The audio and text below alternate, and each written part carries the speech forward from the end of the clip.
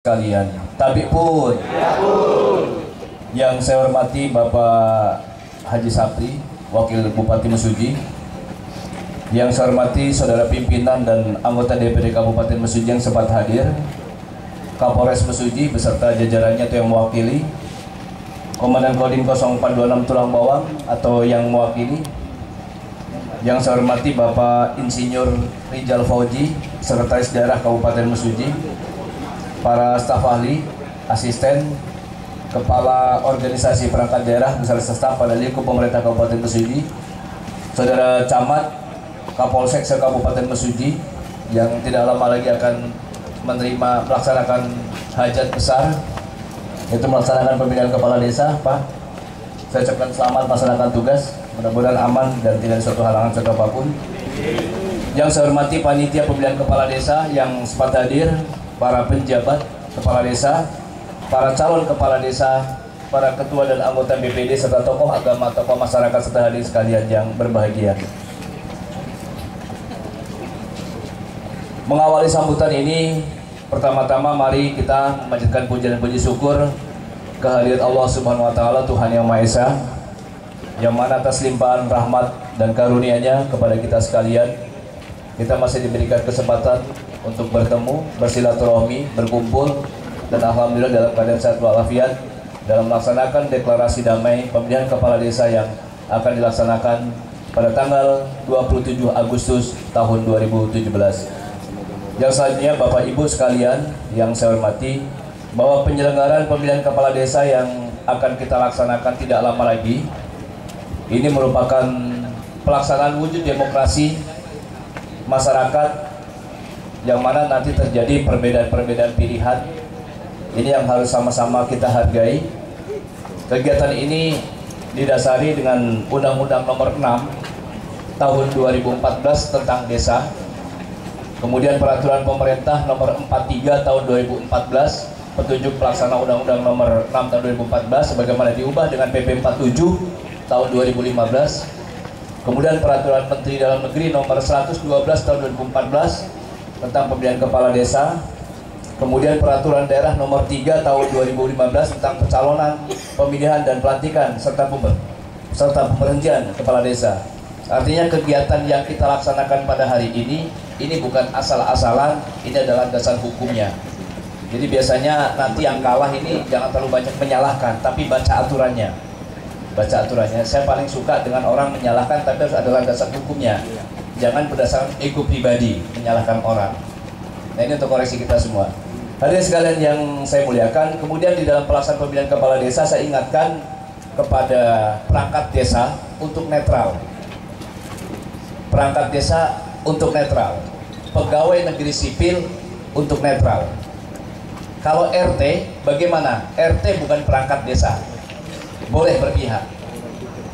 Kemudian BPD yang terlibat di dalam kepanitiaan tidak boleh berpihak, dia harus netral. Ini sekali lagi saya ingatkan, karena perangkat desa itu tidak boleh. Kemarin pada saat pemilihan bupati dan wakil bupati pun seperti itu. Memang tidak bisa kita pungkiri, nyolong-nyolong masih ada. Kemudian di dalam pengawasannya pun, pemilihan kepala desa nanti yang ngawasi banyak. Ada Pak Polisi yang menjadi tanggung jawabnya masing-masing, dan nanti kita juga akan kirim polisi Pamong Praja untuk melaksanakan pengawasan dan pengamanan di 16 desa. Mungkin nanti akan kita bagi rata, tidak ada istilah yang ini rawan, yang tidak. Saya pikir semua sama. Mungkin satu desa kita kirim sekitar 20 orang di setiap desa yang akan melaksanakan pemilihan kepala desa. Jadi kalau 16 desa kita akan sebar 160 orang polisi Pamong Praja untuk menjaga situasi aman, kerjasama dengan TNI dan Polri. Kemudian sesuai dengan deklarasi yang tadi sudah dibacakan bersama, Bapak-bapak sudah berjanji tidak akan melakukan kegiatan yang anarkis atau mungkin kegiatan yang melakukan tindakan kriminal atau pidana. Ini harus betul dipegang oleh Bapak dan Ibu sekalian. Jangan sampai melakukan kegiatan yang akhirnya berakibat masalah hukum di kemudian hari. Sudah kalah berurusan dengan polisi lagi. Ini namanya sudah jatuh tertimpa tangga. Kemudian proses pilkada ini tidak ada istilah gugatan-gugatan seperti pemilihan bupati. Kalau pemilihan bupati, pemilihan gubernur, pemilihan wali kota, dengan selisih sekian persentase itu bisa gugat ke MK, ke Mahkamah Konstitusi. Tapi kalau hanya selisihnya banyak sekali, amanah undang-undang itu memang tidak diperbolehkan. Nah, bagaimana kalau pemilihan kepala desa? Apa yang bisa digugat? Ini perbedaannya. Kalau pemilihan kepala desa yang bisa digugat nanti adalah keputusan bupatinya tentang pengangkatan calon kepala desa. Bisa digugat oleh mungkin Bapak yang tidak suka, silakan menggugat. Gugatnya kemana? Menggugat surat keputusan bupati tentang pengangkatan kepala desa si Anu. Kemana gugatnya? Ke PT UN, Pengadilan Tata Usaha Negara. Tapi ini prosesnya bakal panjang. Karena PT UN ada tingkat pertama di Lampung, kemudian tingkat banding itu ada di Medan, nanti tingkat kasasi lagi ada di Mahkamah Agung. Prosesnya panjang sekali. Tapi silakan, kami selaku jajaran pemerintah Kabupaten Mesuji tidak menghalang-halangi untuk melakukan hal tersebut. Kira seperti itu.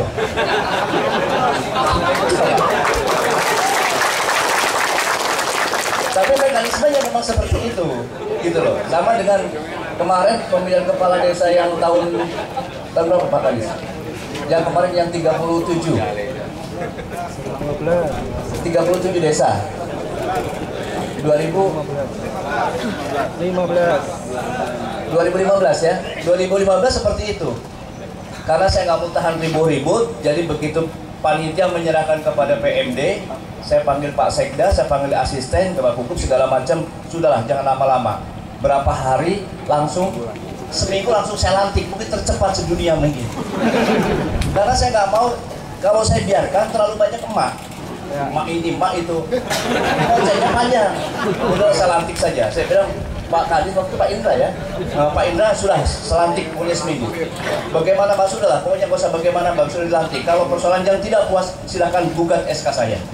Seperti itu. Gugatnya kemana ya? Ke PT UN. Tingkat pertama di Bandar Lampung. Tingkat bandingnya kemana? Ke Medan. Nggak puas di Medan, ke Mahkamah Agung. Seperti itu mekanismenya.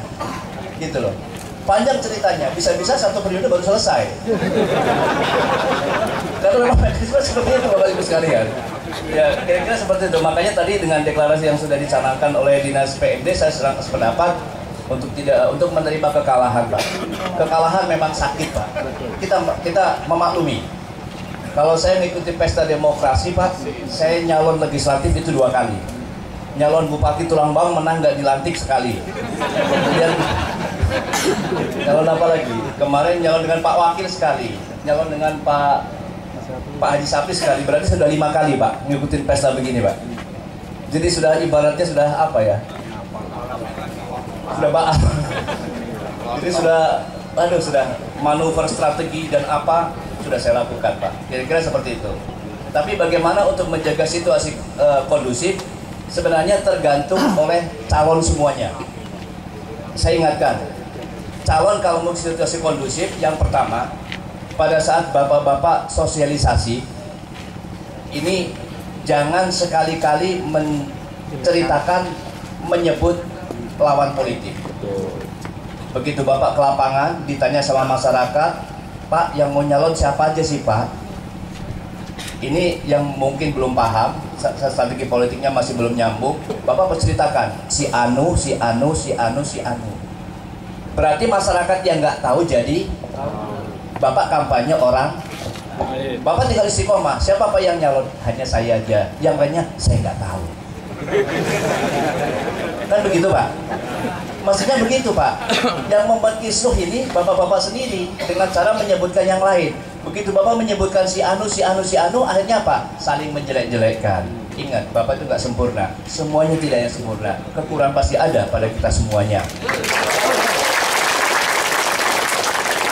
Kemudian yang kedua, ini ingat Pak, itu pesan yang pertama. Jangan nanti begitu pulang, Bapak jangan ngomong yang lain. Tim suksesnya kasih tahu, udah nggak usah ngomong kita aja sudah. Karena kalau terlalu banyak menceritakan yang lain, semakin gencar, semakin kencang Bapak mengkampanyekan orang lain dan semakin populer lawan politik Bapak. Kemudian yang kedua, Bapak punya tanggung jawab untuk menyampaikan visi misi program yang telah Bapak sampaikan dengan dokumen kepada panitia pemilihan kepala desa. Bapak kemarin menyampaikan visi misi dan program kepada panitia kepala desa. Itu disampaikan kepada masyarakatnya. Tapi ingat, visi misi program karena saya tidak melihat seperti apa, harus yang masuk akal. Jangan sampai visi misi program Bapak kebablasan. Misalnya, kalau saya jadi kepala desa, listrik pasti nggak akan mati. Ya nggak akan mungkin, Pak. Kalau saya jadi kepala desa, semua jalan saya hot mic, berikut jalan di depan Polres, depan Pak Kapolsek Simpang Pematang. Ya nggak mungkin, coy. Tanggungannya siapa? Jalan itu disebutin. Lebih bagus masyarakat akan simpati Bapak kalau menceritakan. Jalan itu sebutin, ada jalan desa, itu yang menjadi tanggung jawabnya desa. Apa namanya jalan desa? Jalan yang menghubungkan antar RK. Kalau jalan desa menghubungkan antar desa menjadi tanggung jawab kabupaten. Itu Bapak lebih sopan dan lebih santun, masyarakat, wah hebat juga ya Bapak ini ya. Tapi kalau Bapak janji kalau saya jadi kepala desa nanti kasus perkebunan yang sengketa akan saya selesaikan, ya nggak mungkin Pak. Itu urusannya pengadilan Pak. Gitu loh, lawang saya aja nggak sanggup kok Pak menyelesaikan kasus sengketa di perkebunan. Kan proses pengadilan dulu. Gitu loh. Ini mohon maaf, ini mungkin ada kepala desa yang kebablasan juga dalam menyampaikan visi-misi program nanti. Nah, nanti dikoreksi Pak, minta maaf kemarin saya salah. Kira-kira begitu. Kemudian Bapak mungkin lebih bagus lagi, misalnya kalau saya jadi kepala desa, insya Allah saya akan menekan peredaran narkoba. Dengan cara apa? Penyuluhan kepada desa, misalnya di tempat hiburan. Tidak boleh lagi, akan kita ingatkan tempat hiburan jangan sampai pagi misalnya. Loh, kalau ada masyarakat yang tanya, Pak bagaimana menutup itu? Pasti kan tuan rumahnya marah. Kira begitu. Bapak jawabnya apa? Saya akan perintahkan perangkat desa saya dan pembantu-pembantu saya untuk tidak hadir tempat hiburan sampai pagi. Jam 10 pulang perangkat desanya. Dan kepala desa harus memberikan contoh. Tapi kalau kepala desanya ngasih contoh, organnya belum mulai, kepala sudah di depan sini megang botol, bagaimana desanya nggak rusak? Dia seperti itu. Karena kalau di kabupaten di tempat saya di Unit 2 begitu Pak. Di Unit 2 itu kalau ada organan yang namanya kepala desa RK RT, biduannya belum datang, organnya pun belum datang, tapi kepala desa udah di depan sendiri Pak. Sambil megang botol. Kira begitu. Nah ini kan jadi membuat contoh masyarakat yang tidak baik. Akhirnya masyarakatnya ngomong, tuh kepala desa aja kayak gitu, kita juga ngikut juga. Nah terus warganya ngikut, anaknya pun ngasih contoh, tuh bapaknya aja megang botol, kita ngikut juga.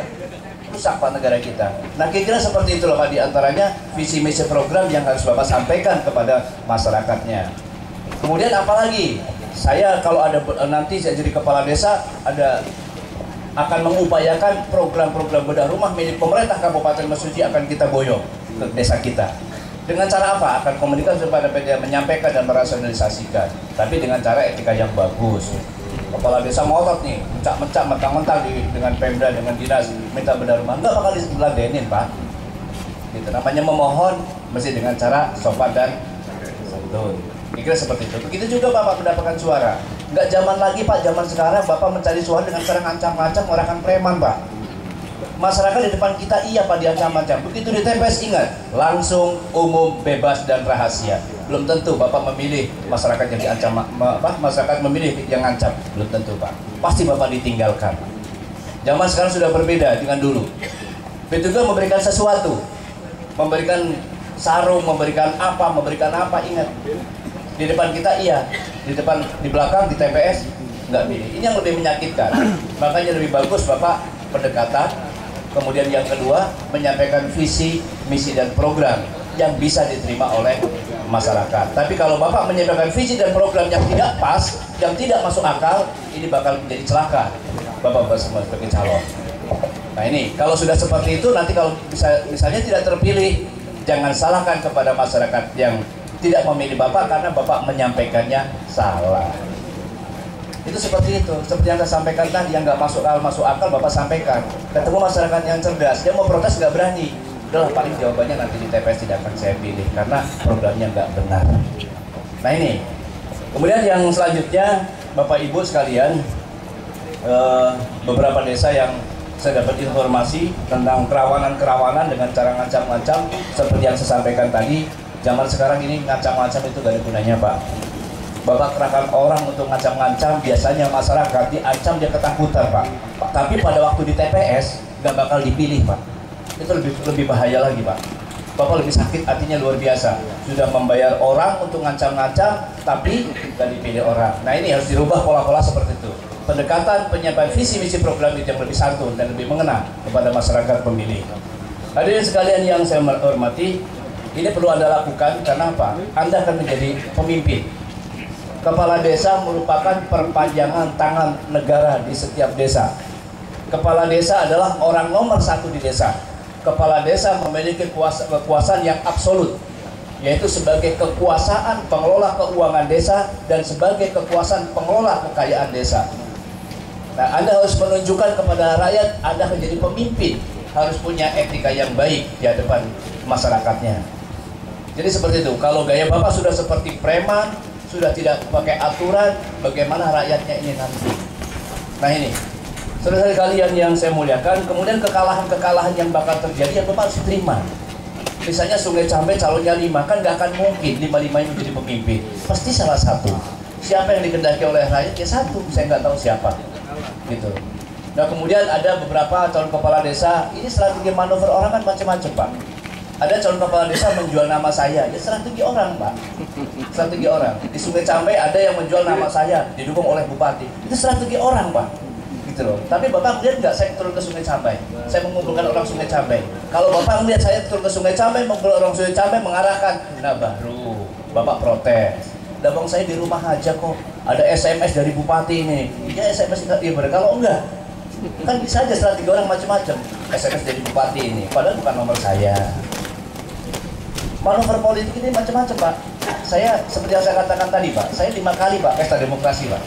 Nyalon DPR 2 kali, nyalon bupati satu kali gak dilantik. Dilantik. Tapi sudah 5 kali Pak saya pesta demokrasi Pak. Kalau dulu waktu yang gak dilantik itu malah 3 kabupaten Pak. Saya menang Pak, tapi gak dilantik.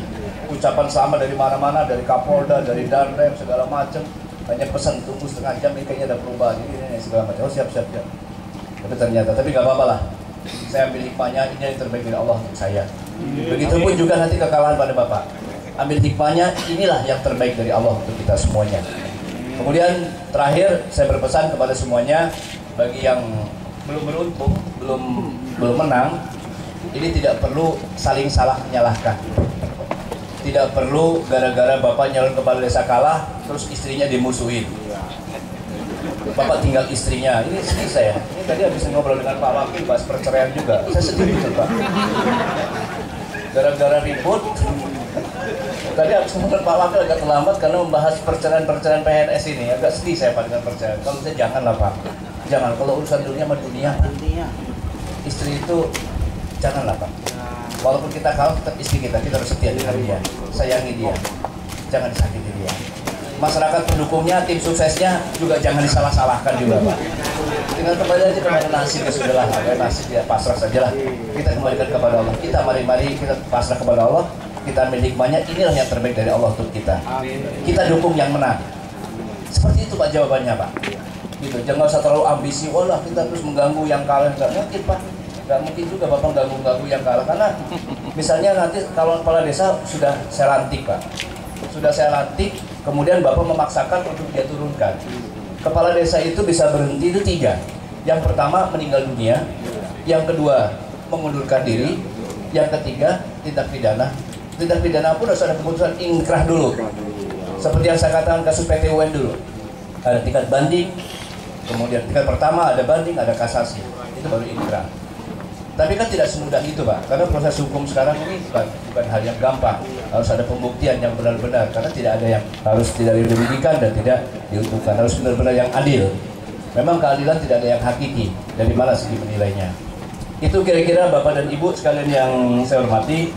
Kemudian pemilihan kepala desa cukup besar kita anggarkan tahun ini Pak. Pemilihan kepala desa duitnya cukup besar, dan anggaran itu sekaligus pelantikannya. Jadi mulai dari proses honornya, kemudian cetak surat suaranya, kemudian sampai baju gimana? Baju enggak ya? Baju buat sendiri. Baju bisa pinjam lah tempat-tempat yang pernah dilantik.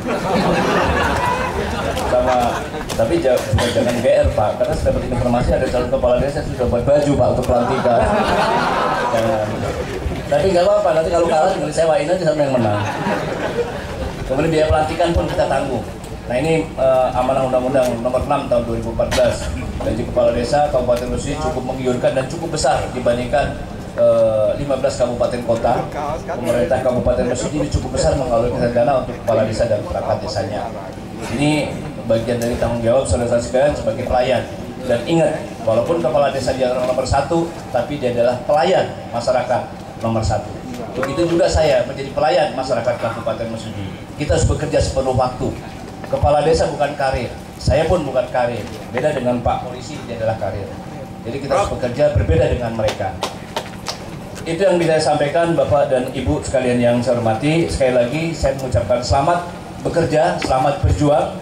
Semoga keberhasilan diraih oleh saudara sekalian.